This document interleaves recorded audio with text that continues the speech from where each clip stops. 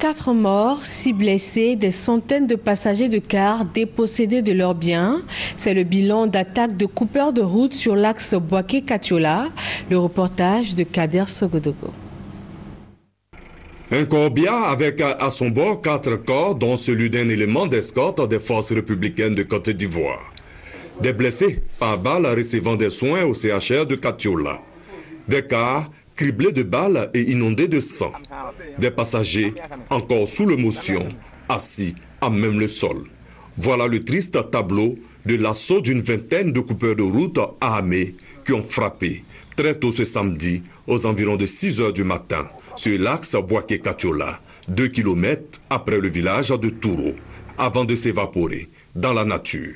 Le chauffeur d'un des cars blessés par balle explique les circonstances du drame. Moi, je suis rentré au milieu d'eux maintenant. J'attends derrière par devant, tout partout maintenant. Ils sont presque 20 personnes. Tout est armé. Regardez.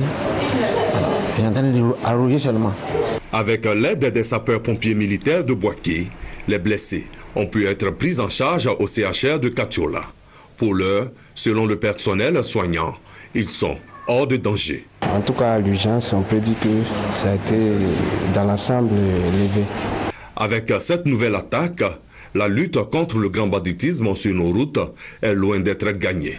Les fêtes de fin d'année approchent à grands pas. Une riposte des forces conventionnelles est souhaitée pour permettre aux populations de circuler partout en Côte d'Ivoire sans avoir à déplorer des victimes.